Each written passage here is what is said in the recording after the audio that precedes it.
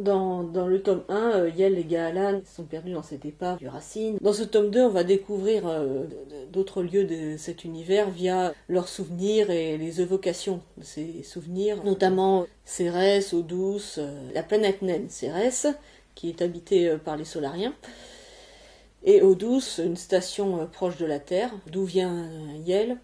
On va également découvrir d'autres personnages. Chacun des personnages a son propre univers visuel. Les souvenirs de Gahalan sont assez classiques en sépia ou en niveau de gris.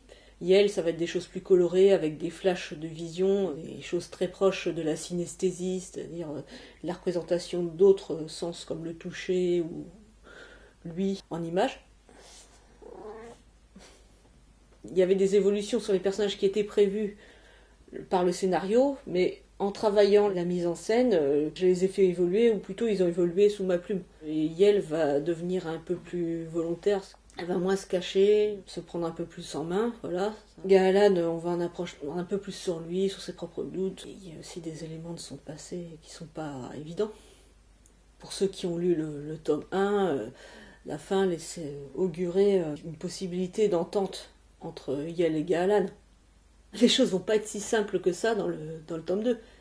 Elle va se demander, finalement, comme c'est des extraterrestres en quelque sorte, Yel s'imagine qu'ils sont plus tolérants, étant donné leur mode de vie, ils n'ont pas trop de tabous sur la nudité.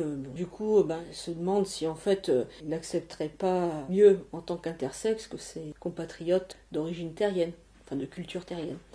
Et elle va un peu déchanter, à vrai dire. Pour la suite, j'ai assez envie de faire découvrir un peu le reste de l'univers. Puis il y a eu toutes les informations qu'on a eues sur Cérès, c'est un peu loin, mais sur Pluton, sur Mars.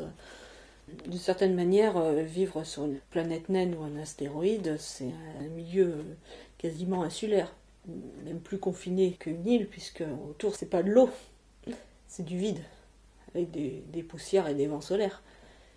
Certains astéroïdes sont quand même plutôt comparables à des ports, malgré tout. Parce que ce sont quand même des lieux pratiques pour passer d'un point à un autre, transporter du matériel, sans avoir à descendre dans un puits de gravité, comme peut l'être la Terre ou Mars.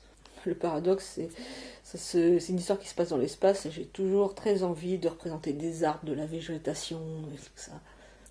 C'est vrai que c'était déjà le cas dans un temps de crise avec la représentation de Eau Douce. Je vois Eau Douce comme assez différente d'habitats comme les astéroïdes, comme Cérès ou ce que c'est. Comment dire, Eau Douce, c'est un petit peu un aquarium. Et les habitants sont plutôt de culture terrienne, donc ils vont chercher à reconstituer un peu une vie comme ils pourraient avoir en bas, sur Terre.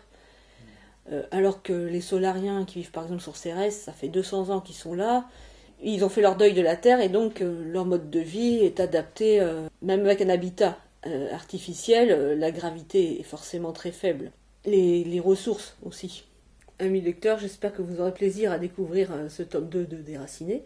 Si vous avez des questions ou des attentes sur l'univers, ou même des suggestions pour les albums suivants, n'hésitez pas, je me ferai un plaisir d'y répondre.